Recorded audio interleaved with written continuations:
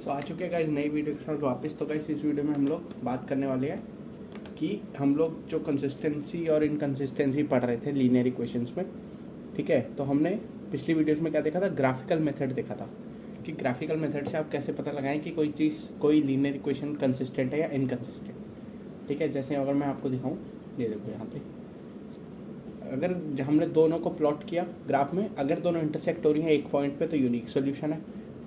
अगर line coincide हो रही है एक के ऊपर एक है तो इनफाइनाइट पॉइंट्स है, और अगर लाइंस पैरेलल है तो नो सोल्यूशन है। और मैंने बताया था फिर कि कंसिस्टेंट और इनकंसिस्टेंट का मतलब क्या है कि अगर एक या एक से ज़्यादा सोल्यूशन है तो कंसिस्टेंट, अगर नहीं है एक भी सोल्यूशन तो इनकंसिस्टेंट, ठीक है। ठीक है, अब आता है गाइस कोफिशिएंट रेशियोज, ठीक है। कोफिशिएंट और कांस्टेंट्स की रेशियोज हम लोग रिलेशंस बताते हैं इसका कि इनमें क्या रिलेशन होगा, कि तो उस रिलेशन से पता लगेगा कि वो कंसिस्टेंट है या इनकंसिस्टेंट है, ठीक है। तो अगर मैं बात करूँगा इस A1, अगर मैं दो लीनियर इक्वेशंस लूँ जनरल फॉर्म में, A1x plus B1y plus C1 is equal to 0, फिर लूँ A2x plus B2y plus C2 is equal to 0। तो अगर मैं कहीं इसमें से कोफिशिएंट्स उठाऊँ तो क्या क्या हो जाएंगे, A1 हो जाएगा, B1 हो जाएगा, A2 हो जाएगा, B2 हो जाएगा। और अगर मैं कांस्टेंट्स उठाऊँ तो C1 हो जाएगा और C2 हो जाएगा। एक सेकंड, हाँ, A1 B1 A2 B2, ठीक है। C1 हो जाएगा, C2 हो जाएगा, ठीक है। समझ गए, ठीक है। ठीक है, तो अब आता है कि क्या रेशियोज का रिलेशन है। तो रेशियोज क्या होंगी, अगर मैं A1 बाई A2 लूँ, अगर मैं B1 बाई B2 लूँ और एक C1 बाई C2, ये तीन ही रेशियोज हो सकती हैं इसमें कोफिशिएंट्स में। अब इनके बीच का रिलेशन क्या है जिससे हमें पता लगे कि कोई pair of linear equation consistent है, इनकंसिस्टेंट है, या हाँ मतलब दोनों में से एक है, ठीक है। चलो देखो, अगर मैं लिखूँ पहला पॉइंट, तो अगर मैं लिखूँ A1 by A2 is not equal to B1 by B2, तो आपने यहाँ पे देख, इसका मतलब होता है यूनिक सोल्यूशन। यूनिक सोल्यूशन, ठीक है। यूनिक सोल्यूशन मतलब कि अगर आपको पेयर ऑफ लीनियर इक्वेशंस में रेशियोज का रिलेशन नॉट इक्वल टू वाला मिल रहा है, मतलब आपने A1 बाई A2 चेक किया, आपने B1 बाई B2 चेक किया और दोनों नॉट इक्वल आ गए, तो मतलब वो उनका जो सोल्यूशन होगा वो यूनिक सोल्यूशन, ठीक है। Second, A1 by A2 is equal to B1 by B2 not equal to C1 by C2। Guys ये होता है हमारा parallel lines means no solution, ये तो आपको पता है। अच्छा, इसका मतलब होता है इंटरसेक्टिंग लाइंस, इंटरसेक्टिंग लाइंस, समझ गया गाइस। तो पहला हमने क्या पढ़ा, A1 by A2 not equal to P1 by B2 अगर आए तो यूनिक सोल्यूशन, मतलब लाइंस इंटरसेक्ट हो रही है, बताया था। दूसरी रिलेशन क्या है, A1 by A2 is equal to B1 by B2 but not equal to C1 by C2, मतलब लाइंस क्या है, पैरेलल है, मतलब नो सोल्यूशन। और सबसे लास्ट आता है, वो आपको पता है इनफाइनाइट का, उसमें होता है A1 by A2 is equal to B1 by B2 is equal to C1 by C2। ये होता है guys infinite solution, means lines are coinciding, lines are coinciding, समझ गए गाइस। ठीक है गाइस, देखो मैं आपको एक बार दिखाता हूँ, NCERT में लिखा हुआ है, देखो सही लिखा ना, हाँ देखो ये लिखा, A1 by A2 is not equal to B1 by B2, मतलब exactly one solution, unique solution, intersecting lines. Second point check करो, तीनों इक्वल है तो infinite solution, coincident. Third check करो, थर्ड क्या है, पहली तो इक्वल है पर तीसरी के इक्वल नहीं है तो पैरेलल लाइन, नो सोल्यूशन। समझ गए, देखो यही लिखा हुआ है, ठीक है। ठीक है, आओ क्वेश्चन से समझते हैं, ठीक है। अब जैसे हमसे पूछा है, देखो on comparing the ratios find out whether the pair of linear equations are consistent और इनकंसिस्टेंट। चलो पहला पार्ट उठाते हैं। पहले में है 3x plus 2y is equal to 5, 2x minus 3y is equal to 7। इसमें सबसे पहले गाइस आपको ऐसा क्वेश्चन अटेम्प्ट करने के लिए आपको क्या करना है, रेशियोज फाइंड कर लो।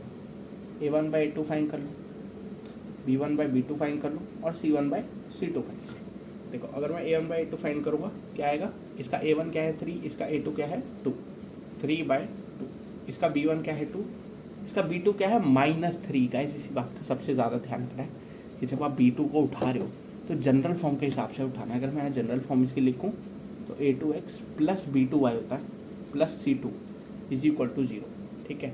या ऐसे होता है, ठीक है। तो अगर आप देखो B2 के आगे साइन क्या है, प्लस, और यहाँ माइनस है, तो कैसे आपको ये माइनस B2 का माइनस नहीं है, ये माइनस इस वाले 3 का है, तो इसको भी साथ में उठाना है।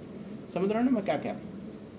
ठीक है, मैं यहाँ से उठाता हूँ, ये आ जाता है माइनस अपना कितना, सॉरी B1 क्या है 2 और -3, तो ये आ जाता है -3 2 बाय। तो गाइस यहीं हमें देखो यही पता लग रहा है कि A1/A2 is not equal to B1/B2, is not equal to B1/B2, unique यूनिक सोल्यूशन। Hence this pair of equations has unique solution means consistent। मैंने बताया ना, चाहे यूनिक हो चाहे इनफाइनाइट हो, कंसिस्टेंट है, ठीक है। सेकंड उठाते हैं, एक मिनट मैंने स्लाइड्स को थोड़ा ऊपर नीचे कर दिया, हाँ इसको सेकंड उठाते हैं। 2x - 3y = 8, नहीं करूँगा, देखो 2x - 3y = 8, और अगली क्या है 4x - 6y = 9, यही है। हाँ आ जाओ, देखो देखो ध्यान से, वो A1/A2 निकालेंगे, B1/B2 निकालेंगे। अच्छा, इनसे पहले कैसे इनको जनरल फॉर्म में लिख दिया करो, उससे क्या होता है आपको आसानी होगी। इसकी जनरल फॉर्म हो जाएगी, इस 8 को इधर ले आएंगे, ये 0 हो जाएगा, और सिमिलरली इस 9 को इधर ले आएंगे, 0 हो जाएगा, ठीक है। अब रेशियो निकाल लो, A1/A2 निकाल लो, B1/B2 निकाल लो, और C1/C2 निकाल लो। आओ A1/A2 देखो 2/4 यानी हाफ, और यहाँ देखो -3/-6 यानी हाफ। C1/C2 देखेंगे तो -8/-9 यानी 8/9। तो अगर आप यहाँ ध्यान से देखो तो A1/A2 B1/B2 के तो इक्वल है, पर C1/C2 के इक्वल नहीं है, ठीक है। हेंस ये कौन सा केस हो जाता है guys, parallel lines, means no solution. तो नो सोल्यूशन वाला क्या होता है, इनकंसिस्टेंट। समझ गया गाइस, तो बहुत आसान है ये। पैरेलल लाइंस वाला है ना, ये रहा, नॉट इक्वल टू थर्ड वाला, ठीक है। होपफुली आप समझ गए होगे, ठीक है। ये मैं मिटा देता हूँ ज़रा, क्योंकि ये अच्छी एग्जाम्पल मैं PDF में ऐसे नहीं डालूंगा, ठीक है। तो आप समझ गए होगा इस क्या होता है सीन, बिना ग्राफिकल मेथड के फाइंड करना, ठीक है। कुछ नहीं करना, लीनियर इक्वेशंस को लिखना है, स्टैंडर्ड फॉर्म में करना है, रेशियोज फाइंड करनी है, रिलेशन याद रखना है, और रिलेशन के याद रखने के बाद लिखना है कि पैरेलल लाइंस है तो नो सोल्यूशन, इनफाइनाइट है तो मैनी सोल्यूशंस, इनफाइनाइट सोल्यूशंस मतलब कोइंसाइडिंग है तो, और इंटरसेक्टिंग है तो यूनिक सोल्यूशन, ठीक है। होपफुली गाइस आप समझ गए होंगे क्या इस वीडियो में इतना ही रखते हैं, छोटी वीडियो रखते हैं, ठीक है। क्योंकि अब हम नया टॉपिक एलिमिनेशन और साथ में वर्ड प्रॉब्लम शुरू करेंगे, क्योंकि पेपर में वही आती है, ठीक है। बाकी पार्ट गाइस आप लोग घर पे ट्राई करना ही, NCERT का 3.1 नहीं 2 का क्वेश्चन है शायद, हाँ 3.1 है, 2 का ये वीडियो में देख के बता दूँ क्या, हाँ ये रहा, देखो मैंने खोल रखा है, चलो छोड़ो, ठीक है। फिर ये देख लेना, NCERT का ये 3.2 या 3.1 का क्वेश्चन है, ठीक है, जिसमें हम लोग रेशियो से कंसिस्टेंसी और इनकंसिस्टेंसी फाइंड करते हैं, ठीक है। मिलते हैं नेक्स्ट वीडियो में, ठीक है। बाकी यही है, बाकी मैं PDF डाल दूंगा, ठीक है। और आई बटन पे आप चेक करना, पॉलिनोमियल मिलेगा आपको, और लीनियर इक्वेशन की मतलब ये पूरी प्लेलिस्ट मिलेगी जिसमें पॉलिनोमियल पढ़ा दी और लीनियर इक्वेशन की 2 वीडियोस कवर कर दी हैं, जिसमें मैंने ग्राफिकल मेथड और थोड़ा इंट्रोडक्शन कवर किया था उससे पहले वाली वीडियो में।